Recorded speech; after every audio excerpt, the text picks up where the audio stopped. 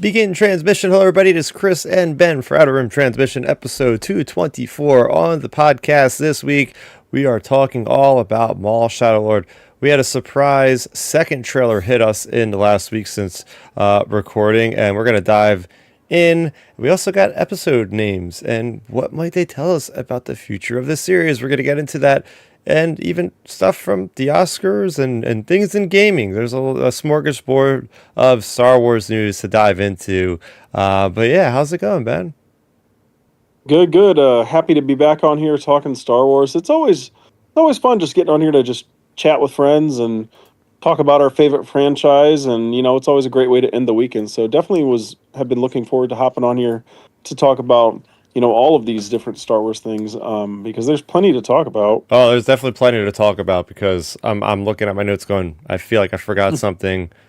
And, well, as the show goes on, right? It's like every time we feel like we're going to catch up with the new stories, Star Wars just drops us with another trailer. This happened the last time we recorded. We're like, we're eventually going to talk about those stories that were in that magazine from like 2 months ago. And we just can't ever talk about them because it's always a new thing. So I got to say, Lucasfilm is kind of on the ball now. It feels like we are at the precipice, we are at the cusp for when we're finally getting all of our Star Wars goodness because we had to wait several months, but we're about to go down the hill now. We're about to enjoy the fun ride that we're about to be on because we'll be back doing shows weekly again because we're going to take a little programming. We're going to take a couple week break, Easter, and I'm going to be away next weekend.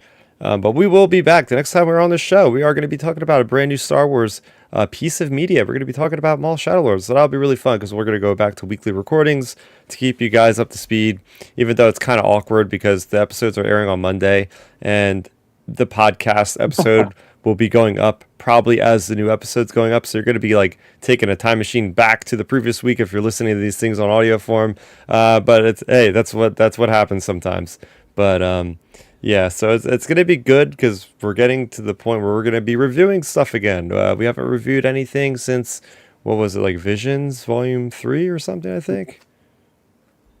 Yeah, I think that was the last piece of Star Wars media, I think. No, it wasn't actually. It was a rare occurrence. We reviewed a Star Wars book. Remember that? Oh yeah, I forgot about the Vader book. Yeah, so that Which technically is I think was the unfortunate. last one. Yeah, yeah. Something I want to do more of, but like I said before, we're kind of in a bit of a lapse right now. I think the next Star Wars book is going to be the Leia book coming out in July. Comics have slowed down, so the publishing for 2026 is kind of in flux. If you guys want to know more about the comics with Star Wars, go ahead to our friends over at the Star Wars Underworld YouTube channel because I'm a part of the Tractor Beam show. Me and Matthew do that show every Wednesday, and we're back. We took a couple week hiatus on that show, so we're going to be back this Wednesday talking about. I'll be honest, I kind of forget the schedule because we've missed quite a few things, so we might be talking about two things and leaving one for the following week. But anyway, you can tune in this upcoming Wednesday for that. That should be fun. Might as well just talk about housekeeping while we're at it. So yes, we do go live on YouTube. You can go ahead and hit the notification bell so you know exactly when we go live. And we are available on any podcast app. Just search Outer Rim Transmission on Apple, Spotify, whatever you choose to listen to. And please give us a rating and review out of 5 or 10 or whatever the metric is over there. Just so more people can discover our fun conversations that we like to have. But yeah, Oh so yeah. that is that is a story there. I don't know if you have anything like that you've want to talk about in the last 2 weeks. I've like my Star Wars weeks are kind of minimal right now. I'll be honest because it's just I've been playing a lot of games. I've been playing Marathon. I've been playing World of Warcraft again. Uh, so Star Wars is kind of taken aside. I keep saying I got to get back to more miniatures. I got to get back to painting Star Wars Legion miniatures, and the video games, the computer games keep over taking that interest for me. But that's it on my end. Yeah, I feel that. I mean, it's that time of year and time of the Star Wars cycle, where we have some off time, essentially. So yeah, that's totally understandable when it comes to that. Yeah, for me, I haven't had anything too much Star Wars going on for me personally, other than just listening to Star Wars content creators, and then you know as I was talking to you before we went live, my girlfriend currently, because she's currently watching through The Mandalorian because she wants to, catch up to a degree on it before the movie. Because she's like, I don't want to go to the movie and just be like completely out of it. And like I told her, the way Favreau makes things, you really don't have to watch The Mandalorian to get the movie. You really don't. I mean, you can tell based on the trailers, you don't have to watch the show to get the movie. Um, but anyways, so she's actually been watching through it for just the past week, actually, and she's already made it through the first season, and then the first couple episodes of the second season. She just finished the Frog Lady episode, and it's funny, like with her being a casual, an extreme casual, like she hasn't even really watched much of any of the movies. Like she's watched them in passing, when people have had them on, but when she was younger, it was like, hey, that's a boy movie or whatever, so she wasn't going to watch it, and whatever. So there was that, but it's funny because like with her being a total noob to Star Wars, she actually like picked up on the whole frog lady thing. I was interested to see what she said about that episode because that's the to me that's the only episode where it's kind of like a little weak in the second season. The rest of the episodes are Yeah. great. But she was like, oh, she was like, yeah, I thought it was kind of cute, and it's good because I was like, well, what do you get from it? And she's like, well, Mando got to see what it's like to be like a parent and stuff, so that's what I think they were trying to go with that. And I'm like, yeah, that's exactly what they were trying to do. So it's good it came across to her when she's just new to all this. So yeah, it's definitely interesting watching her reactions to these things because you know there are few people I know in my life that haven't I either haven't like strong armed them into watching Star Wars with me when I've had it on or something. So most people around me have seen Star Wars to some degree. So it's been interesting watching and hearing about it from someone who hasn't ever seen it really. Yeah, especially from how every generation there's a new platform to jump on with Star Wars. In our time it was the prequels. In Gen Z it was like the sequels. Yep. I guess it's like almost like Gen Alpha. It's like they might be jumping into the Mandalorian as the first ever Star Wars, right? So it's all these jumping on points. Or for somebody like that's new to Star Wars and that's older, right? Like your girlfriend, not part Yeah, of those she's 31. generations or whatever. It's like it might be better to tell them just, hey, watch The Mandalorian if you have Disney Plus, see what you think because it's a pretty easy to follow story, but it's also very innovative. And that's the thing with Star Wars is it's always been very innovative with whatever it's done, the way it's filmed. Using this really cool technology of the volume, right? Different things. Yep. But the way the story starts off small and it gets very large scale pretty soon into season two, right? So yeah, it's great that you're introducing her into a different way of most people would probably be like, yeah, just watch the original trilogy, then go watch prequels, then go watch the Yep. sequels, because that's kind of what I'm doing with my niece and nephew, right? Yep. But and they keep wondering like, when are we going to see the little green guy? And I'm like, oh yeah, we're very far Yep. away from that anytime soon.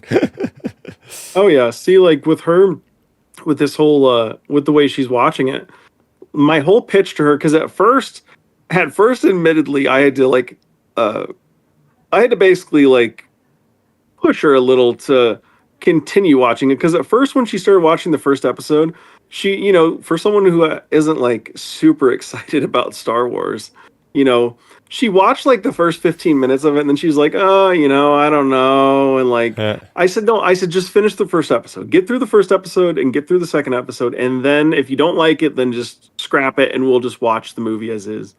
And then once she finished the first episode and seeing Grogu, she was like hooked, because she was like, "Oh, I want to see what happens more with him because he's cute and all that and whatever." So she ended up liking it. She's interested to see what happens with Gideon. She thought that was interesting at the end of season one with the dark saber and all Mm, that. And just because she recognized John Carlos Esposito. yep. Um, and then so yeah, it's been good. And the funny thing is with us, like this, we all want these episodes of these shows to be 5 hours long.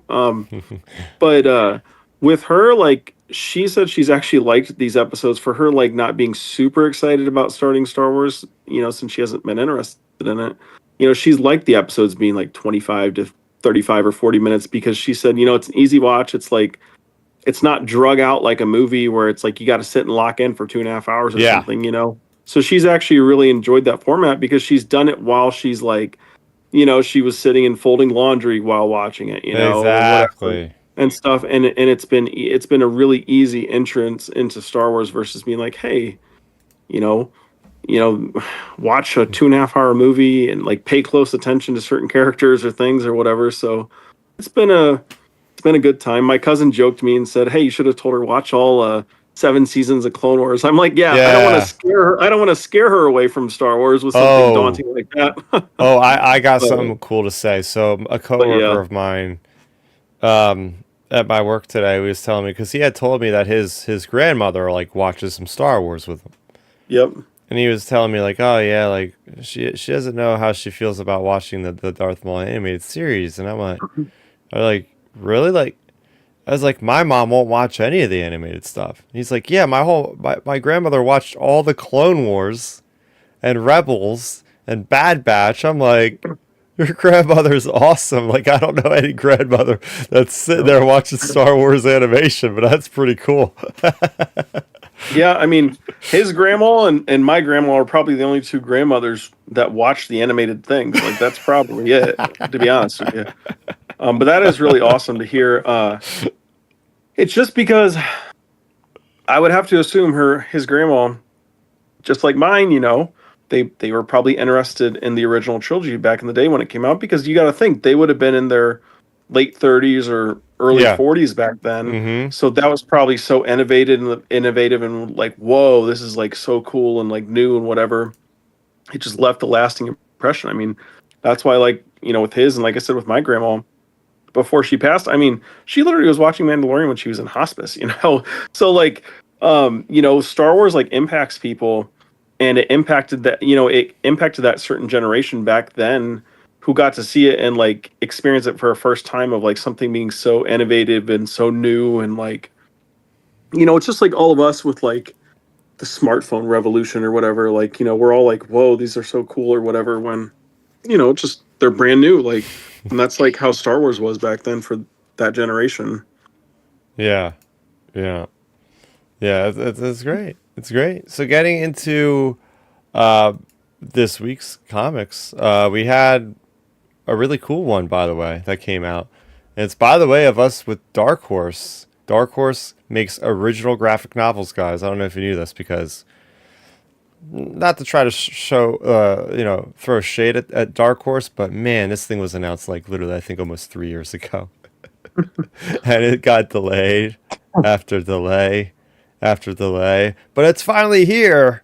And it came out on St. Patrick's Day of all days. So it's got green. He's got a green lightsaber. And that is our beloved cyborg of the Separatist Alliance. General Grievous has his first original graphic novel. And it's simply called Hyperspace Stories Grievous. I have a review for it on the channel. I believe that me and Matthew are talking about this very addition to the Star Wars canon on Wednesday coming up. So join us there at 9 o'clock on the Tractor Beam to hear all about our inside thoughts. This was a cool one. This early on in General Grievous's career. To give you a short idea of what it is, it's like how he gets his second lightsaber, basically, because Yep.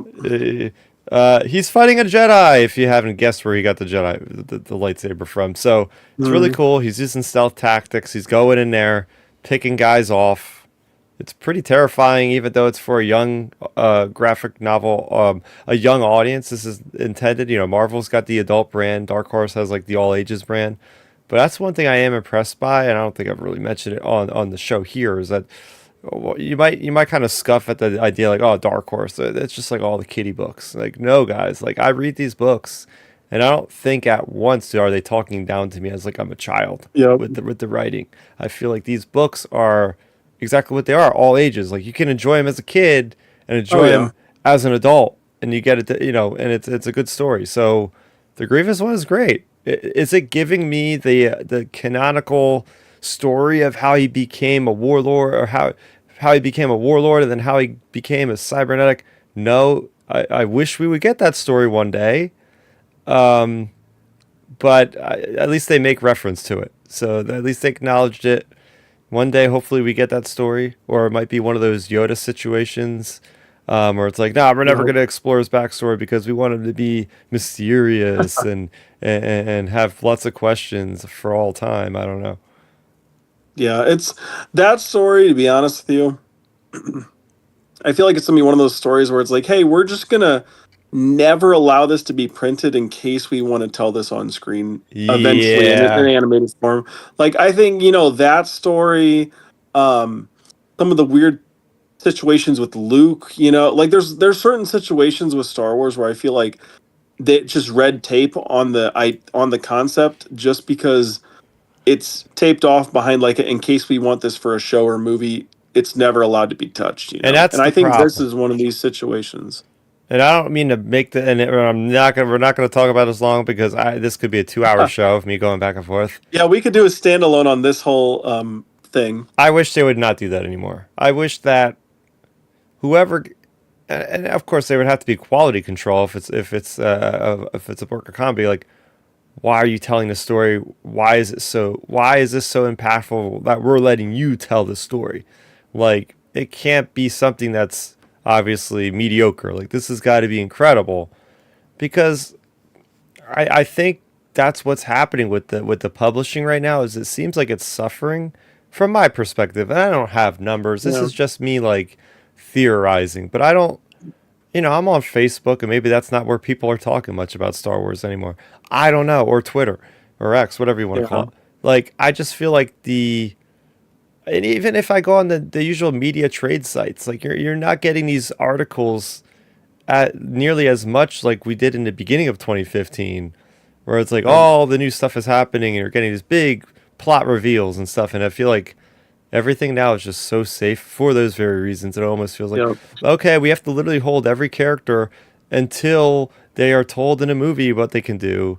But the comics and the books and maybe the games are different, but like, damn it, like let's get if they want to tell the Luke Skywalker story in a comic book of Jedi Academy, do it. Like, just Yeah. don't hold on to it just because of a darn animated series, because we could be waiting for another 50 years for that darn thing. You know what I mean? Well, Like, at the rate my we're thing with going, that it whole might thing be. is exactly like, see, that's my thing when it comes to all this.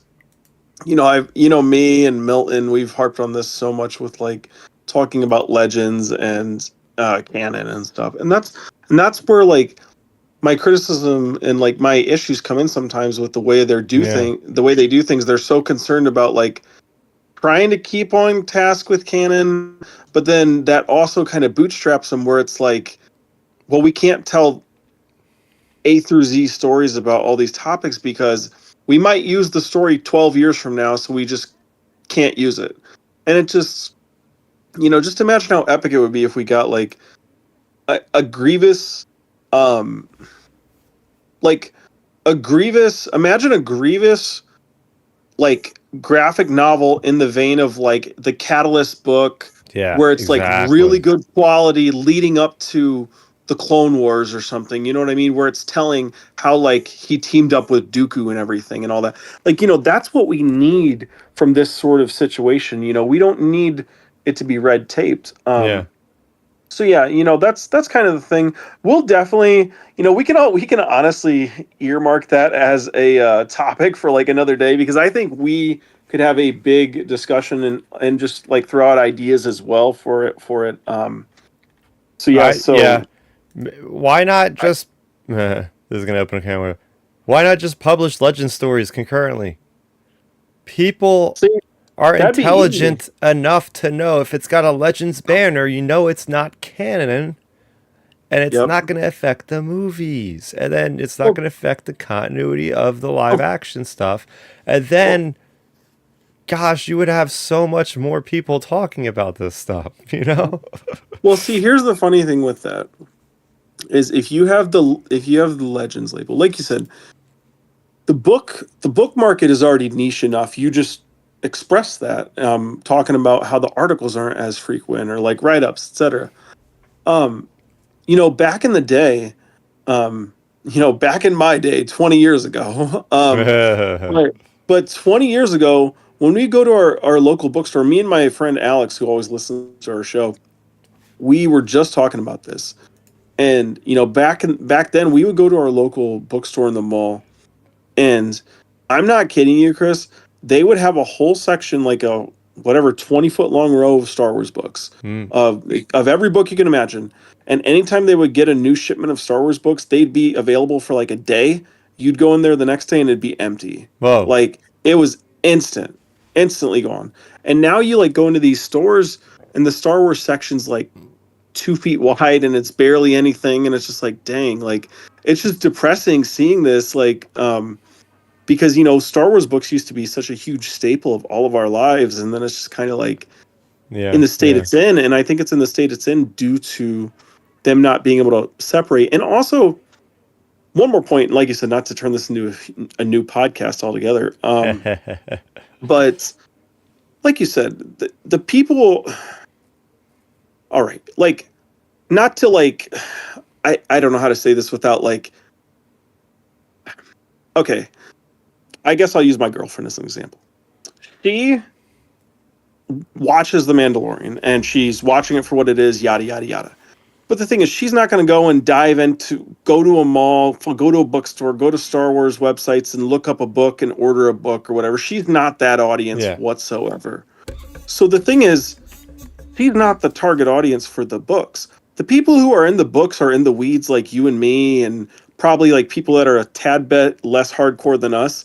But the thing is, from that level up, we all are intelligent enough. Like us hardcore nerds, we are intelligent enough to separate the two from Legends to canon. The people who are buying the books are more than capable of knowing what's canon or Legends Yes. if it says Legends on it. And And that's my whole thing.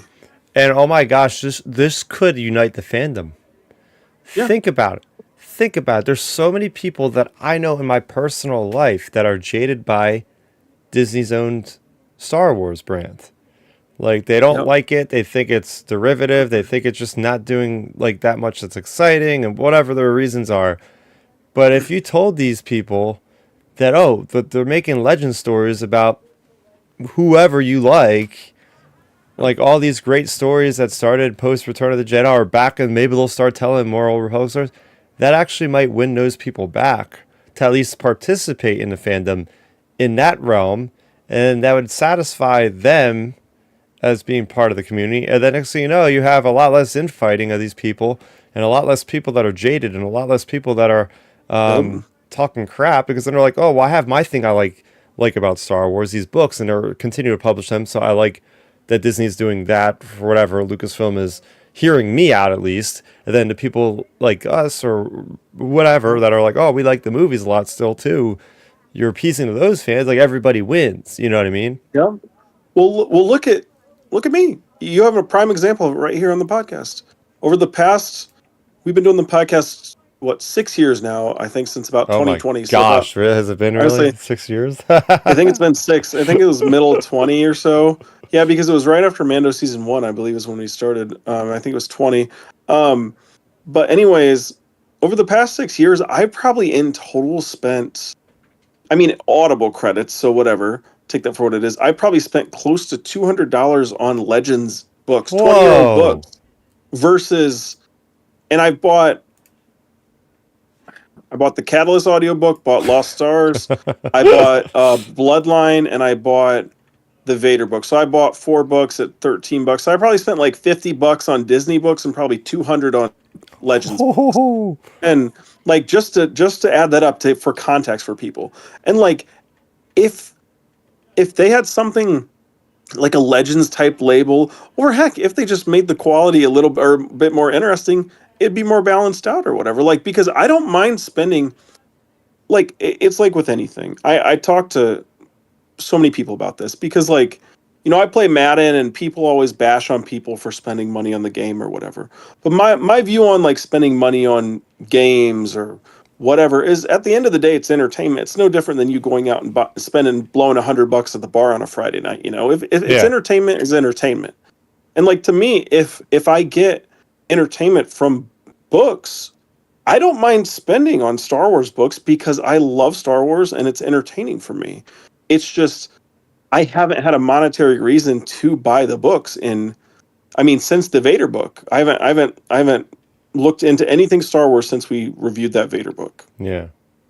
Yeah. Well, Um, you haven't missed much. yeah, I was gonna say though, so transitioning a little bit from that topic, I was gonna say I wanted to give a little shout out to a Star Wars Legends creator alum, Genny Tartakovsky. This is not a Star Wars related show by any stretch, but I last weekend they had like a full marathon of the first couple seasons of his show Primal on Cartoon Oh, Network, yeah, yeah, yeah. and it's very good. I really liked it a lot. Like, there's no like talk, whatever talking would be called, auto, Dialogue? whatever dialogue. Yeah, there's no dialogue essentially, because like basically what the show is like a prehistoric show, and then this like caveman type guy, like his family gets killed, and then he like teams up with like a dinosaur, and then they're battling like monsters and stuff and all kinds of things like that. And Whoa. it's really good actually, like for what it is. But it's a show you have to, not like we talked about a couple weeks ago where you can be looking at your phone because there's no dialogue, so you have to be looking at the screen when you watch this show. Um, but it was good. It was on like all last weekend. Like it was just they had a marathon on Cartoon Network because the third season of Primal's coming out, I think, in May. Um, so I watched the first two seasons of it, and it's really good. I would say it's a solid 8, like genuinely.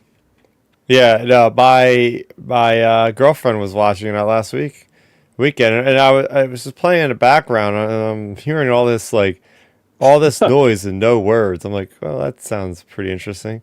But yeah, like the T Hmm. Rex and stuff. I gotta watch it myself because I just keep seeing like people raving about it. Like I guess season 2 then is coming out now or finished up or Yep. something, and it was just like, it's great to see. They were at New York Comic Con promoting that show over the past year. Yeah. So yeah, it's It was cool to good. see I'd him recommend it. I continuing. mean, yeah, anybody who wants to see a new show, check it out. It's a former Star Wars creator, and hey, that's one guy we need to get back into Star Wars too. Get him onto Visions. I'm pounding that drum. He needs to do Ooh, can a you Visions imagine how cool episode. that would look? Oh yeah. Yeah, I think he's definitely from that generation of like visual storytellers, like how George Lucas was, more than just like dialogue than anything. yeah, yeah. So getting into our show, what is it? Basically 30 minutes in. Oh man, so that's how things go sometimes. We beat around the bushes, as you guys have listened to this show over the last 5.5 or 6 years, whatever it's been. Then you know what's in store. We ramble on sometimes. It's fine. But getting into it, I was watching actually a week ago, since we weren't recording the show last week. I was like, oh, the Emmys or not the Emmys, the Academy Awards, or aka the Oscars are on, and I'm watching it. And I'm really enjoying it because I actually watched a lot of the films that came out last year. So for me, it was interesting to be like, oh yeah, I know all these different nominees. This is more exciting for me because I actually want some to win over others. Whatever. They had an amazing host. Conan O'Brien was hilarious. Great opening sequence of him running from all these kids, like in the movie Weapons. If you've watched the movie, you know what I mean. Um, they even had like a live performance of a big part sequence from the Sinners movie with Michael B. Jordan. Great stuff all around. And at one point, Sigourney Weaver and Pedro Pascal walk on the stage to give out an award. And first of all, I was taken aback because I'm like, wait, that's Pedro? Like, first of all, he's wearing glasses and he doesn't have any facial hair. And I'm going, wow, I don't think I've ever seen this guy with glasses and no facial hair. It looks like somebody completely different. But there he was, the Mandalorian himself, on stage with Colonel Ward, I believe her character's name is. Yep. And then they throw it to Grogu sitting in the audience. And then there was this other actress, I forget her name. She was like trying to, like really obsessed with Grogu, trying to touch Grogu, talk with Grogu. And then Sigourney Weaver does like the aliens thing, get away from her, you bitch, kind of thing. Hmm. Get away from him, you bitch, or something. So it was Yep. a pretty like interesting crossover event with like aliens plus Star Wars all mixed into one. But it was cool. It was like, all right, it was on ABC. Obviously, they're going to be promoting their next big movie. So yeah, I think they did show a trailer, but I think it was the same trailer we had already seen. But it was still cool. It's like, yeah, the marketing is alive and well. It was a nice little interjection into a pretty cool night of awards. But I don't know if you caught it. They did upload it. Star Wars did upload that whole sequence from the Oscars to their YouTube channel. You can check it out right now if you guys would like. But yeah, I don't Yeah. know if you checked this out. Yeah, I did. I mean, I seen it. I seen it on social media. Hey, that's another topic for another day too, Chris. Star Wars needs to revive its YouTube channel a little better. Yeah, Um, but but yeah, I seen this on social media. About soon as it happened, and then I actually talked with my girlfriend about it because she was watching the Oscars. And since she had started Mando, she was like interested in that whole back and forth. But yeah, I thought it was a good, smart way to do things. And like, that's the thing nowadays. I mean, the way they market stuff nowadays is different than they did even 5 years ago. Just because, we talked about it on our lost episode of the podcast. Like, the way you have to start marketing a lot later in the cycle than you do, just because whenever you start marketing too early, it just gets lost in the shuffle of social yeah, media. I mean, I'll be honest with you. I don't even remember, um, like if the Doomsday trailer did officially get released last year, or if it's been leaked or whatever. I don't even remember the details really too much of it because it just was so long ago. And like we get these trailers that are so far out or different things where it's just like, man, I don't even know what's what. Or you see stuff 10 minutes later and you already forgot what you seen. So yeah, it's just like, I think with them starting to build the way they're doing this marketing cycle, it's been good. Start at the Super Bowl, you got that next trailer, and then now you're getting this. um and then it's just going to continue to build and build and build.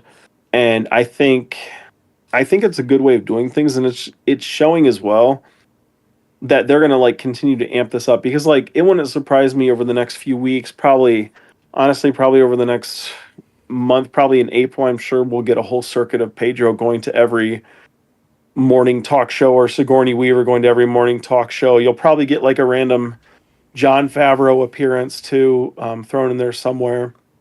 So I think it's heading in that direction more than anything, of just like getting the whole marketing cycle ramped up. And like I said, I've seen people even, since we're on the marketing thing, people talking about how like we're getting toys out there in the wild now for Mando and Grogu, yeah. and stuff like that. So like the marketing is starting to pick up, which is good. And like they, yeah, it just feels like they're just finally getting into the marketing of it. Yeah, like you said, things change, right? 10 years ago, or really 12 years ago, when the beginning of the Force Awakens promotion started, it was way different than it is now.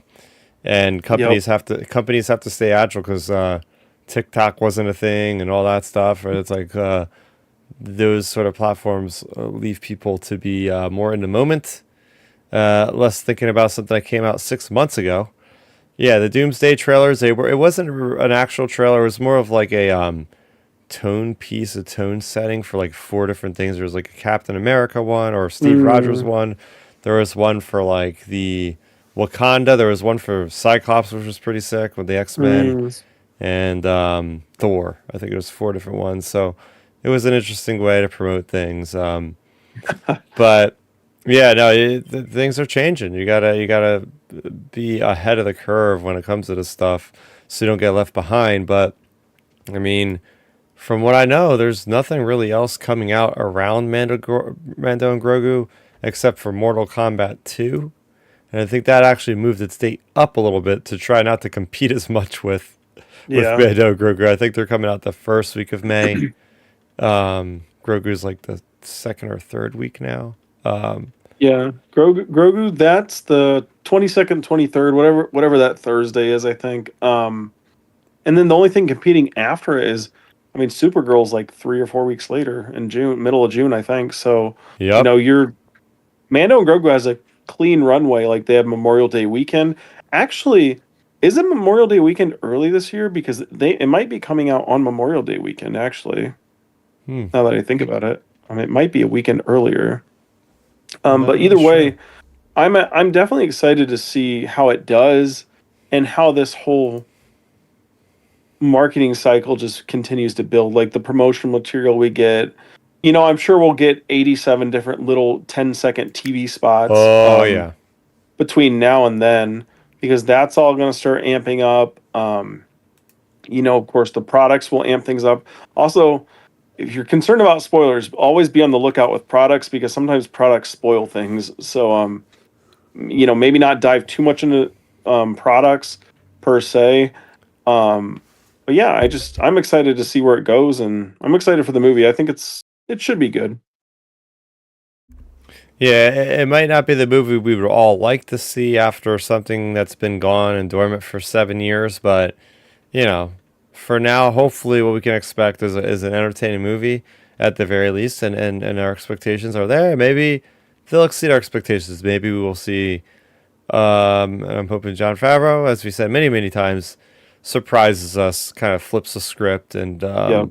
give us some surprises. So I had a yeah. good discussion about this movie. I'll say yesterday because it was with one of my friends was Star Wars Meg. I was talking with her back and forth, just we were tweeting back and forth on Twitter publicly, and she made a video talking about how she really thinks they should have flip flopped the two movies and they should have started with Starfighter and went to Mando and Grogu first. And Hmm. like I tweeted her, I was like, hey, I usually agree with a lot of your takes, but I 100% disagree with this one. And I just think the reason why they're doing it this way is because I think what they're trying to do straight up, in my opinion, is you got to think about it this way. For when they started this whole Star Wars era in 2015 with Force Awakens, it was essentially they essentially did a reboot, cookie cutter, A New Hope basically with Force Awakens. I do love Force Awakens, but it's beat for beat A New Hope. Um, and I think, and then that led into Rogue One. Force Awakens built up goodwill and all that stuff, and then it led into Rogue One. And I think there's a chance if you flip those two movies, Star Wars doesn't take off near as much because it's all these unfamiliar characters and Rogue One feels so much more different than any of the other Star. It feels like the original trilogy, but it doesn't. Um, and then like in this case with this movie, I think what they're doing with it is they're trying to replicate their model of success already Hmm. by doing it this way because basically Mando and Grogu, what they're trying to do, we already kind of know the gist of stuff. We're getting some bounty hunting stuff, we're getting some Yeah. cute baby Yoda stuff, whatever. They're trying to replicate Mando season one's success and hype and everything by releasing this awesome, good, safe, cute movie. And then they're going to lead into something new with Starfighter, just like they did with Rogue One. And I think that's why they're doing it in this order. And even Meg was like, "Oh yeah, I see what you're saying there." And I just think that's why they're doing it that way is because they're trying to replicate their model of success they already had before 10 years ago. Yeah. Yeah. They're just trying to bank off what's Yep. in the forefront of people. Like Grogu's big. We hope Grogu's big because they're banking a lot of money on this. It's like if people are over Grogu, then that's gonna hurt the movie. We're about to see can that hype from that green creature still be strong in the year 2026 after all these years? We're gonna see, you know. I'll be honest with you, and I do not want to sound like the Grim Reaper because I like to be um, optimistic about Star Wars when I can. But if this movie comes out and totally flops and it's a mega disaster and makes like $100 million or something, we're in huge trouble for Star Wars moving forward. Because that would put such a black mark on the company, in Mm, my opinion, where it would be.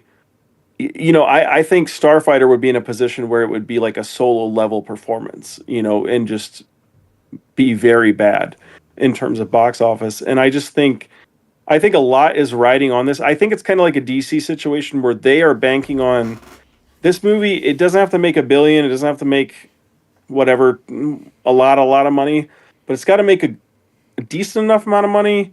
Plus, more than anything, good fan reception. Like it needs to be on that B level or higher with fans, in my opinion, because like they just Yeah. have to get the ball rolling again. Yeah, they need to, and it's like you wonder. It's like if it doesn't do well, like you're gonna have the overseers at Disney going, "Well, you guys failed to make a movie in 7 years. The movie came out, didn't make its money back. What would the it's scary to say, but in a climate of like corporations, I'm looking at the game industry, right? And if a game does not do what it should be doing, the studio closes, the game shuts down, and it's Yep. bad. It's really bad. Like there's like zero toleration for failure these days, at least from the gaming industry. So what could happen to Lucasfilm? I'm not saying like Lucasfilm would be like, canceled or shut down, but a lot less resources might be given to Lucasfilm. We might not be getting as much stuff if this movie flops. The idea is this movie had such a low budget to begin with that it doesn't really have to do all that much to succeed, luckily. But yeah, Yep. this is a big point. This is a big turning point for Star Wars. Like the world's going to be watching because like there's a lot of ramifications, good and bad, that could happen based on the performance of this thing. Oh, 100%. I mean, you have the future of the movies, you have the future of the shows. Um, you have basically what this is going to do. Like, gosh, let's just hope everything goes well and we don't even have to have this conversation once 2 months from now comes. But if it would, what this is going to do, because, okay, the the Favreau movie and the Starfighter movie, those two movies were under the Kathleen Kennedy banner. What that does, though, is it puts Dave and Lenwyn Brennan on the hot seat already in terms of whatever their next project is post Kathleen Kennedy's projects, like in terms of theatrical, has to be a mega hit. Like that, basically what that's going to translate to, and it's going to put them kind of on the hot seat. You know, 4 years from now, where it's like you got to produce this mega hit, or we might just tear the whole building down and start from scratch with everybody in the Oh company. my gosh. So like I just think a lot is riding on this. But I've said it from the beginning, and I continue to say this. To not to like drag this into a huge Mando ramifications podcast either. But I think this movie, like the budget, I think was like I don't know, 150 or 170. It wasn't it wasn't crazy. Um, but so that means it basically needs to make back 400 million or so. Um, I've said it from the beginning. I think on the low end, you're looking at I've said it's 450 to 700 is my box office prediction for this movie. I think on the 700, low, huh? yeah, I think on the low end, you're walking in with 450. I think that's already just from the Star Wars Grogu name recognition. I think it'll drag enough people in. But I think on the high end, you're looking at about 700 because I don't know, unless it shocks me and it turns out to be like the Mario movie or Minecraft movie where it just keeps on going and going and going and makes $1 billion or something. I don't see it Yeah. getting past 700, even if we all think it's a 10 out of 10. I really don't, just because of the state of Star Wars, like in the zeitgeist of media. And I think if this is kind of my Force Awakens to Rogue One example. Hmm. Um, if this movie comes out and makes like 700 million and it's a hit, everybody universally loves it. It's like a 9.5 or whatever, people love it, etc. But it's a more of a quiet hit like that where it makes 700 million. I think the ramifications of it will be then for Starfighter, you'll see it roll over and hit 1 billion on the Starfighter movie because people will actually be trusting the brand again to make quality movies and quality on-screen product. Heck yeah. So I, yeah, we're gonna have more conversations on this. Not many more because we only have about literally like 2 months left until this movie's Yeah. out. So it's going to be very interesting to see. Getting to our next story, this one wasn't really publicized that heavily. I was just scrolling Twitter and I seen that the Fortnite Epic Games developer posted a really cool thing. They're saying now apparently they have so basically there was a long time ago, not that long ago, maybe a year or so, we found out that like Disney invested like 1.5 billion dollars into Epic Games, which is who makes Yep. Fortnite. So we're going like, ooh, what's going on? Well, now it is out. People have the development tools to make their own Star Wars games inside of Fortnite. So, what that all means is if you go to the Fortnite browser, you're going to start a game. You have the official games like Zero Build and whatever the rocket racer thing, whatever they have. But then there's like actual creator curated things that people have made their own games of. Mm. So there is a trailer out now that is pretty awesome. That is showing us the people that can create things like the capabilities of the breadth of the tech. And man, I'm impressed because while it shows like the typical like third person, like yeah, by the way, it's all Unreal Engine 5. That's what Fortnite's developed in, which is like the same tech they make the Mandalorian from, which is pretty cool. But like you have, the typical like Fortnite where you're running around third person shooting things. But then they showed like other aspects, and they were showing like the good old side scrolling stuff like you've seen from Super Star Yep. Wars built in Fortnite. They were showing like over the head RTSs. Like they were showing several different genres of games that were being created, and not only that, but they like all the assets, whether it be separatist battle tanks to like things from the prequels and a lot of really cool, really high end looking stuff. So Yep. I'm not saying there's games to play now, but maybe a year from now, maybe even sooner, we might be seeing like our own Battlefront 3 in Fortnite. Somebody who could just easily make that mode, It's kind of crazy. Yeah, that is. I seen that clip, and when I was scrolling just through Instagram, and I was like, "Dang, this looks really cool." Just because, like you said, it's all those different modes, or like all those different potential modes that they have that they could build in there. And it's crazy to see how much Fortnite's expanded in general. Like, God, I remember when it came out years ago, I was like, I don't know about this game, and it turned out to be insanely popular and huge. And it's cool seeing this get incorporated because, like we've said it for so long, we need something like live service Star Wars, like something whatever, just something like this. And it's cool getting this at least from like even a Fortnite perspective, like, we're going to be getting these sorts of potential things because people are going to go through and like you said, they're going to try to do as best they can and make their own Battlefront 3. They're going to try to make their own I mean, heck, they'll probably try to make their own I mean, how many sequels are Fallen Order episode 17 or something, Chris? Like how many Fallen Orders are we gonna get from that or something? Or like Yeah. stuff like that. Like I think there's an endless amount of potential when it comes to this. So it's cool seeing them, just allow creators to do that. Heck yeah. So we'll be watching that with great interest. And now we're going to talk about Ball Shadowlord. We're not going to really do a trailer breakdown because I'll be honest, a lot of these shots are kind of like different angles of shots we've probably already seen in Yeah. that first trailer. But I want to get your perspective on your overall impression of the trailer that came out over the last week. Well, I mean, I think for me, um sorry, I had an eyelash. I think for me, when it comes to this trailer, you know, this show just screams quality.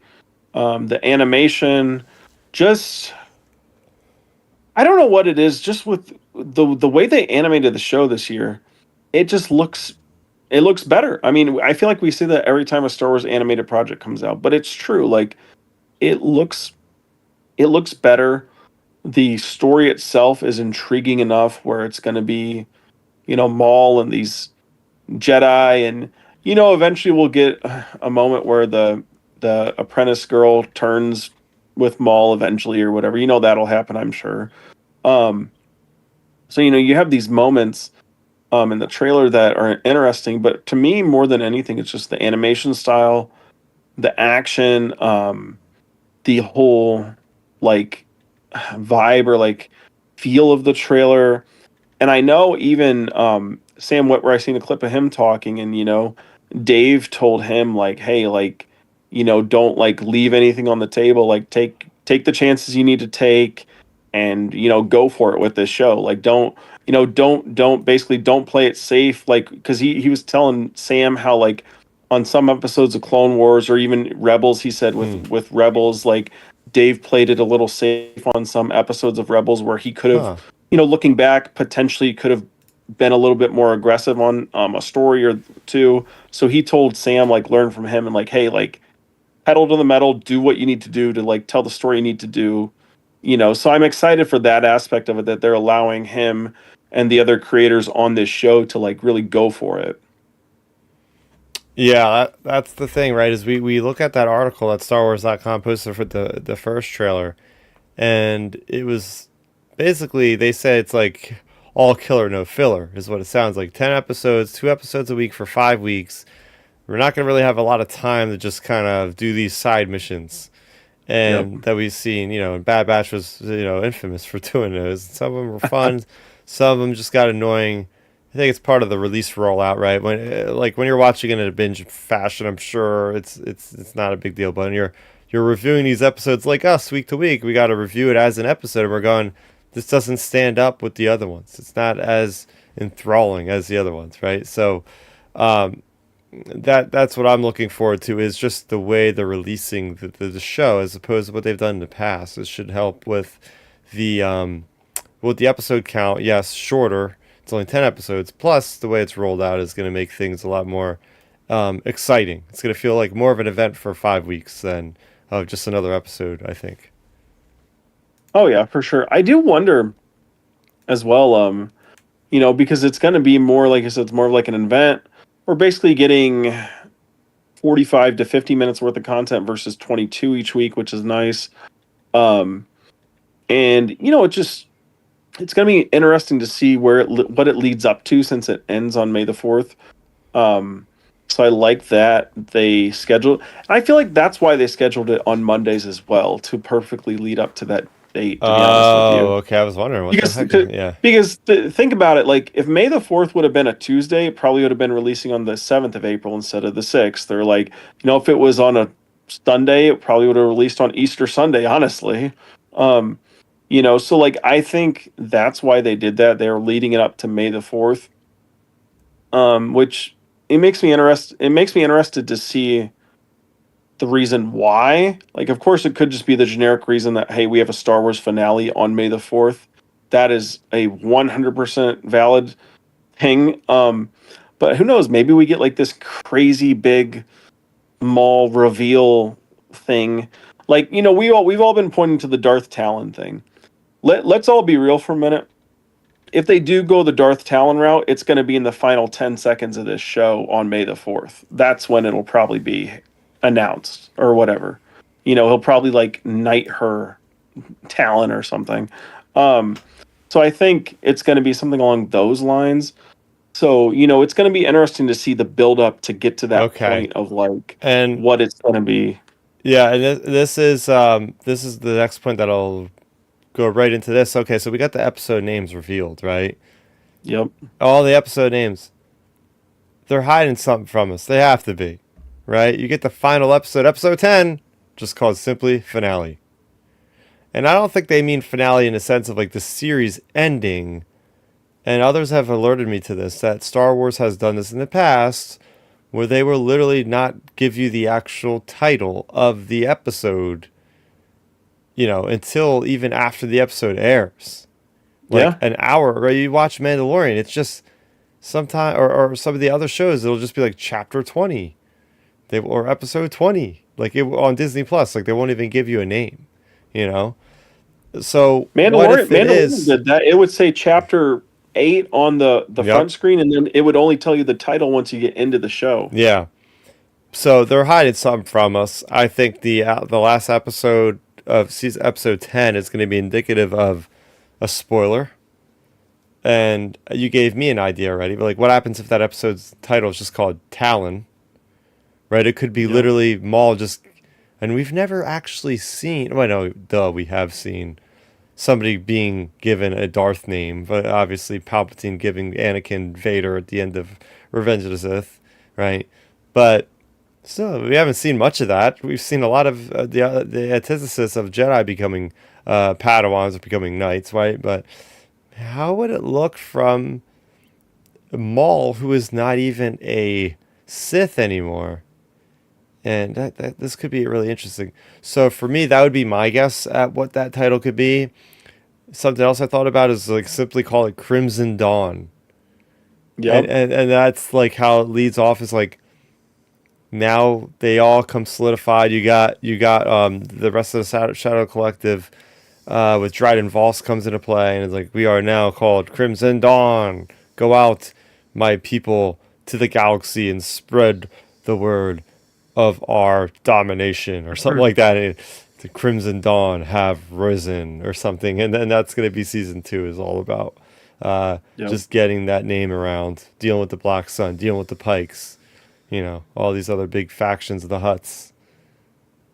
Oh yeah. I mean, I think it could definitely go in that direction as well. Like, what if it ends? What if it ends and like we get like a Kira appearance or something? If it goes that direction, like that Yeah, would and be that's the thing crazy. is because you're gonna have a bit of a time jump because I believe don't correct me if I'm wrong, Oh but I yeah, think this I is right heard after episode 3, though, isn't it? but then I heard it's maybe like 5 years after episode 3 or something. Like there, it might start right then. I wouldn't be surprised if it does like a big time jump at some point. Yep. But what's to say? Like, hey, maybe like not a lot happens in between season 1 and 2 as far as like stories they wanted to tell. Maybe they'll tell them stories in like comic books or novels. It might be like Andor. It might be that situation where it's like Yep. season 2 they were doing like a gap between each season. It'd be a big year jump. They could do the same thing with this. Who's to say? But yeah, I mean, I would like to see Kira involved at some point. There's so much baggage. I think it's just a logical thing that just take this show from this moment he makes the moves on Jaxus, whatever it's called, this new planet, and then bring it up Yeah. to where he gets stranded in Rebels. Like, let's bridge the gap completely from Clone Wars into where we see him in Rebels. Star Wars has an knack of doing that. I mean, we had an entire Star Wars series called the Clone Wars, going from, Attack of the Clones, Revenge of the Sith. They've done this thing before, so why not here? So that's the logical thing for me. Oh yeah. I think they'll definitely try to bridge some of those connected points just because, if you think about the people involved, all the entire team, but specifically Sam Witwer, you know, he was involved with, doing the voice in Solo. So you have him, and then you have like, with him, with how in the know he is for Star Wars stuff, Hmm. I feel like he would want to incorporate the threads of leading up to Crimson Dawn. You know what I mean? Just because, like, for example, if Sam Witwer wasn't how he is, I could see them just wanting it to be just a straight up, just Darth Maul action packed action show, which honestly probably 95% of the show is going to be, just because, like, I mean, are we going to really have 5 episodes in a row of Darth Maul sitting around drinking tea? I highly doubt it. Yeah.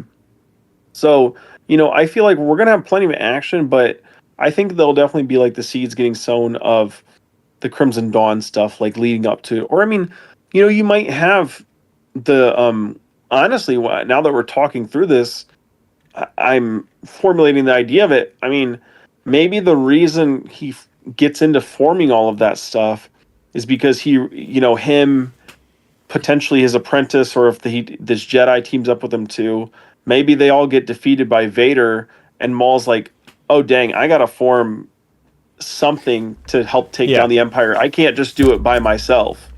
So maybe that's what's leading up to all of this. But I think it's this whole season's going to be the build up to it. Yeah, I want to say a few words about what I thought about the trailer and getting back to that because for me, this is a total different vibe for a Star Wars trailer in the Yep. regards of this was straight up horror there was a lot of horror elements, a lot of red, a lot of blacks, obviously, in terms of color, and like that hallway scene of just like the crazy sounds of like a piano string or something, like this high screech, like very much like jump scare kind of stuff happening. Yeah. Like it almost reminded me of like some of the Visions episodes, like with the backgrounds being like very, and I think that's where we're getting at with the. I think it was Joel Aaron was talking about like the way he was creating some of the designs was like on like stained glass that they Yep. were like incorporating into like physical stuff into the animation to make it look like very striking. And that's what we're seeing here. And it goes back to the last couple shots of the trailer where you're having Devin, the Twi'lek, the pink Twi'lek, fighting with Maul on some kind of moving repulsor lift train against one of the Inquisitors. I think it's Marak. Like this looks awesome, and they're playing Duel of the Fates. It's like this Yeah. is looking pretty sick, looking really Oh good. yeah. Now, do you think speaking of that, we've seen the history of how they've done Star Wars animated trailers under Disney. And most of the time it is the first couple episodes. Do you think most of the visuals we've seen so far are just from the premiere, from the first 50 minutes of the show? Oh, I would love for that to happen. I would love if all this was just from the first two episodes, and we're sitting thinking, "Oh, we've seen Because that's most their of it." track record, and they don't stray off their track record too much. We know that. So like it could be. Yeah, this is this could be that. This could be that. We have Alex Elkins, 1138 in the chat. In the final arc of season 7 of Clone Wars, shows Darth Maul sending all the crime lords into hiding. I remember even Dryden Mm. Voss being in the hologram. Yes, that's why I specifically Oh, called I out Dryden forgot about Voss. that. Because I said, yo, he's already been animated. He's already got an asset in Star Wars animation. I mean, yes, they're going to have to redo it a little bit to get him in what looks like the rest of the characters for the show, but they've already been thinking about playing around with the character in animation because they have. So it's like, okay, this is not too big of a leap here. I'm gonna be honest. I'm gonna have to rewatch part of that season 7 because I genuinely, I he said it, you said it. I genuinely don't even remember that, to be honest with Well, you. I'm going to have to probably do that anyway because my girlfriend has not watched any Star Wars animation. Mm, And, it's coming out on Mondays. So yep. I'm going to be like, hey, look, this is appointment viewing for me. I'm going to be watching this show. So either you're going to have to watch it with me or you'll just be doing something else for the hour. So, so she's never watched any Clone Wars. She doesn't probably have a clue that Darth Maul is even alive at this point. So it's going to be Yep. interesting. Talking about getting Well, fans to watch different kind of Star Wars. It's like, okay. you know what this is though, Chris. With her, she probably, unless obviously you've like deeply explained this mall stuff to her at all. I mean, I'm sure you probably have in passing, but I bet like there's a chance like if your girlfriend's seen this mall trailer in standalone, who knows? She might think it would be from like his training era or whatever. You know what I mean? Like earlier on in the timeline. Just because like people don't realize, unless you're really in the know, people don't realize Darth Maul's alive, which is so crazy for all of us to say. Um, but like, the funny thing is, I had a firsthand example of that. I have an uncle who watches all the Star Wars stuff, like all the live action stuff, and I'll never forget when we were watching Solo. I was just waiting for his reaction because I was like, we've never really talked about Maul being alive around him, and we were watching it, and when it got to that part, he was like, "What the f?" He's like, "Is that a fake hologram or something?" And I'm like, "No." And I had to do like a whole 35-minute presentation on Maul and explaining how and why he's alive. But so people, there's probably plenty of people that aren't like followers of Star Wars that don't even realize he's alive still. Yeah. Yeah. So you got that whole thing going. Um, but yeah, no, that's good. We also have Paula 1966 in the chat. Hi, Paula. Hello. If you've watched the trailer from All Shadow Lord, do you think that Pink Twi'lek will become Darth Talon? Oh yeah. I've been Yep. saying that since I first seen the trailer back at Star Wars Celebration Japan back in April. Just like, there's concept art of Maul with a Twi'lek with black facial and body tattoos. We have a reddish, pinkish skinned Twi'lek in this show with a Maul-centered protagonist. It seems like we might be getting that character. I think it's pretty likely. Now, how far in the future will we see her? Will she even get the tattoos and stuff in this show? Who knows? We'll even call her Talon. They just might just keep calling her Devin, and that's, the canon's version of Talon. Who knows? I'm thinking though. I Oh, think that she will be the shoe in if she's named Talon or not.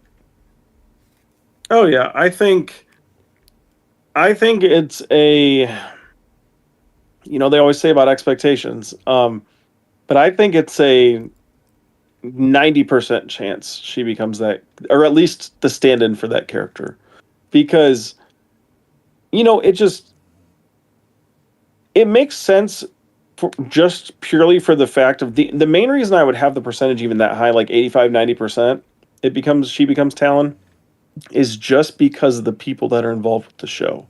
You have Sam Witwer, you have obviously Dave, you have all the other folks involved with the show. They're all so like respectful and like thoughtful, and you know how they are about George Lucas. So the thing with me is like I don't I don't know if they would. Okay, like if I can explain this, I don't know if they would go and like I don't think they go quarter of the way there just as like a little nod to George Lucas's thing. I feel like they would want to go all the way and be like, hey, we kind of brought George's idea of a sequel character kind of to life and whatever, yada yada, all that stuff, versus like them just doing like a little tiny nod and her never becoming bad or anything like that, etc. Like I think the main juxt of it is like it's just the people involved are so like respectful and thoughtful about George. I feel like they would want to bring it to the table, and with Dave telling Sam Witwer to basically do that, like I mean, heck, if you're Sam Witwer, if you're like a big fan like he is, I mean, if you were in his shoes, Chris, you'd be saying, "Hey, let's do it. Let's figure out a way to make Darth Talon work." Oh yeah, oh yeah. That's You talk about appeasing fans of the old school Star Wars. Is that even considered old school at this point? Legends, it's Legends, but talk Yeah. about winning fans back. I could see a lot of fans, lapsed fans, jumping on board for at least this show. Because right now, this show looks like it's just straight up a fanboy's dream, right? You got Darth Maul in a city like location, is gonna have a protege of a Twi'lek. You clearly see in these trailers it's very ultra violent. Like hands are getting severed as we see in the trailer. It's a robotic hand nonetheless, but it is a hand, everybody. And Yep. like the sabers just like going through stormtroopers left and right. Like you're gonna get a lot of edge out of this. It's a very edgy series. Probably maybe the most edgy Star Wars we might end up seeing ever. By the time this thing is over, And like you said, we might have not even seen the tip of the iceberg. Probably haven't. So I think that this would be the best way forward. Of like, hey, it's gonna get a lot of fans excited. We're gonna be seeing a lot more hype, and then that's gonna help feed into the Mandalorian and Grogu because then you're gonna be like, oh, this Maul show is so good, and it's like, yeah, we got the Mandalorian movie coming out, or it might be the other thing. You're going with your casual friends to, Yep. to to see Mandalorian and Grogu. You guys get out of the theater like, oh, that movie is so great, and they're like, yeah, and did you know there's like a Darth Maul show that just ended, and it was so good, blah blah blah, and that person might end up watching it, you know. So it could be Oh good yeah. brand synergy. Oh yeah. I think so. I think that's part of their strategy with this. Just because I said it when this show got announced. With the way things are going, with when the way things were going with Star Wars at the time, they had to put out some sort of olive branch to the fans in terms of like, hey guys, like we're at least trying. We're trying. We're trying to improve and like make things better and get people more back on board with the brand. And the easiest layup in the world is just do a Darth Maul series. give us some action, give us some villainous, cool monologue from Sam Witwer, and like some other little intriguing hints to future things, and we'll probably be good with it.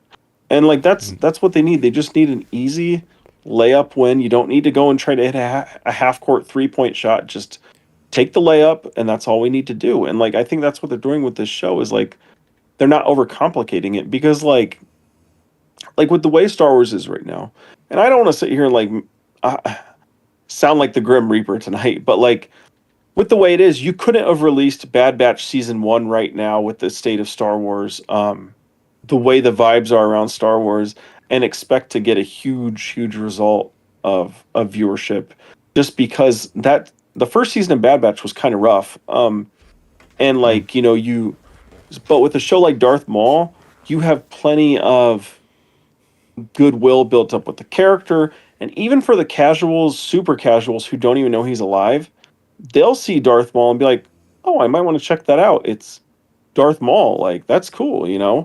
So like I think this is like the easiest olive branch possible to Star Wars fans. And then, as I mentioned earlier with the Mando movie, the next step in olive branching and easy wins for Star Wars is go to something safe like with Mando and Grogu. Go mm. go go get a solid B plus A minus movie out of Mando and Grogu, and then Star Wars is getting the ball rolling again and lead it right into Ahsoka later this year. Heck yeah. Heck yeah. So, oh, I can't wait, man. Literally, we're going to be talking about this show 3 weeks from now, right? 3 weeks from now, we're going to sit down here and we'll have experienced the first 2 episodes of this series. So, until that time, I cannot wait. I cannot wait. But we'll Well, leave it there for this week. Unless you have anything else to say about this, we can go ahead. yeah, I was going to say Yeah. one more thing just to cap this conversation off. For anybody listening or if you're still watching, whatever, what are your predictions for the show? Any bold predictions you want to throw out there Yes, we do have for the one. show? We do have Okay, one I was like, coming from Dark Nerdy go on. Gonzo, hoping that Darth Talon stays alive or Devin stays alive until Yep. after Return of the Jedi. Have her lead Crimson Dawn besides Han's ex Kira. Yep. Well, here's the Oh, spoiler alert on that. Unless it gets revived for a second time, we already have comic books that have explained the defeat of Crimson Dawn at the hands of the Emperor and Vader, who had gone in mercilessly to destroy the headquarters, which is actually on the Maxine station, which was first introduced in the High Republic, where the Drengir, which are these dark force, sentient plants are. There you go. There's our deep dive into Star Wars comics. And last we seen Kira, it was after the aftermath, the dust settled. She's sitting in a cantina and watching on the holofeed the destruction of the Empire with the Death Star 2 being destroyed above Endor. And that's the last that we've seen of the character. Not saying that the Crimson Dawn can come back a second time. I mean, it could, but who knows? But still, yeah. Regardless of Darth Talon or Devin, yeah, it'd be cool to see what her future would be. I mean, look, we still have to know the future of the last big animated series character in Omega. What's her role in the yep. Rebels? You know. Yeah, that's true. I mean, hey, look, like we said with our TikTok brains, like I haven't even thought about Omega in so long, to be honest with you. Um, you know, yeah, I mean that's a good point. You got her. I think for me, the talent thing is the most intriguing thing because of future implications. Because it depends on how far Dave wants to take it and like everybody there wants to take it. Because you could theoretically do this show, do a couple seasons. You could do 3 seasons of this show of Talon and Maul and build this whole intricate backstory of her, and then you know who knows 5 years from now or God knows whenever the Ray movie happens. What if you have her all grown up and 50 some years old or whatever, and she is the antagonist for Ray Yeah. eventually, and then you have this whole connected backstory, and everything. And then man, this is me like playing major with house money. But what if you have Ray and Talon? and then that's your reintroduction of Maul to live action because you can have Darth Talon looking back on her time with Maul, and they do a flashback, and you get Maul back in live action eventually or something. Like, Oh my there's gosh. there's plenty of possibilities you can go with that route. But I do think to add, since we had the Darth Talon prediction from Dark Nerdy Gonzo, which is great, but I do think for me, I mean, what if the finale, instead of saying Talon, what if it's like, I don't know. I mean, like we said, what if all of this stuff we've seen is from the first two episodes? Let's say 100% of what we've seen is from episode one and two. What if the finale is some implicated title of, you know, the showdown or the duel or oh man, I just thought of something, Hmm. Chris. This talk about connective for for the inside baseball stuff with Sam Witwer and Dave and everything. What if like they like title like the finale like the Duel of the Fates, and it's Oh. you get Maul and Talon versus Vader or something. Oh. Because Wow. it's Duel of the Fates, like Maul from that whole little spiel with Dave and everything in episode one, and then Duel of the Fates, you're the fate of like Maul and Talon, and obviously Vader's Vader. Like maybe it's something along those lines. Yeah, the thing, yeah, and Vader's got to win. He's got to win. Yep. He can't be losing again. Like you got to show, like when Vader shows up, he is a powerhouse. There is no escape, as he says himself. Right? There's just Yep. it's gonna be him kicking Maul's ass to the point where Maul has to put his tail between his legs and run away. But I don't know if we're gonna get that Yep. yet because I feel like that should be like towards the end of the series, and that would get him to go into like get trapped on Malachor. You know what I mean? That's true because this series, I guess this is a bold prediction for the series, whether it be season one or two or three or however many series. It has to address because, to my knowledge, I haven't heard you mention anything about Maul, any interactions really with him and Vader and canon in terms of No, why he's so scared and freaked out nothing. of Vader. So they have to address that. They have to. I mean, Sam Witwer. See, again, this all connects to my whole thing of the people involved with the show. Sam Witwer knows that Maul has that fear of Vader. Like he knows that. There's no way around that. If you're making a Maul show, I feel like you're gonna address that topic, whether it be in the first or second season or whatever.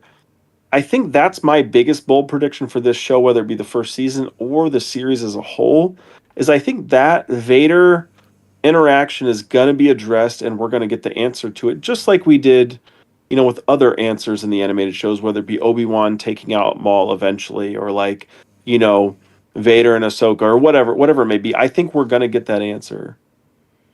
Oh yeah, oh yeah. So there you go. If you want to go ahead and tell people where they can follow you, where you can Yeah, be I mean, talking Star Wars and Madden and everything else you uh, talk about. yeah, I mean, yeah, it's pretty much Star Wars, Madden, and fitness, and that's pretty much it. And then I've been kind of like, I've actually, because back when I was younger, I actually watched, I was watching Dragon Ball when I was younger here and there, just not as a dedicated hardcore fan, just because I was younger when that show was really like, I was like in that 6 to 10 range where, at that age level, you're not like super paying attention. You're paying attention, but you're not. So I've actually just started Dragon Ball, the original series, the original 150 episode series or whatever. I just started that last week, and I'm just watching. I'm doing it kind of like old school, Chris. Like how you mentioned before you watch some of these old school things here and there. What I've been doing is like in the mornings when I'm up at like 6:30, 7 o'clock. While I'm sitting there drinking my coffee, I'm watching the morning cartoons. I watch one episode of Dragon Ball each morning just before I work out. And so I'm kind of like starting to watch through that series. So I've watched the first like 8 episodes so far. It's been really good. It's been a good catch up, good to go down memory lane. So I've been doing that. And people can find me talking about that and everything else at Real Ben Maynard on X or Instagram. And then if you want to find Milton talking about pretty much similar things with me, you can find him at Milton Weber 7 on X or um, Milton at Milton 7 Weber on Instagram. Yeah, it's always confusing on that one. Yep. Yeah, you can find me here on youtube.com/star. As I mentioned, I have that review for the Grievous miniseries, little original graphic novel, I should say. I do have more reviews coming down the pipe, so subscribe and also hit the notification bell icon so that way you'll know when we go live in the future. And again, we'll be back in 3 weeks' time to talk about the premiere episode of Maul Shadow Lord. But yeah, for Milton, who couldn't make it, for Ben, for Chris, aka Starrapter, and all of our viewers and watchers out there, thanks for watching and listening. We'll be back next time. Until then, may the force be with you always, and trans.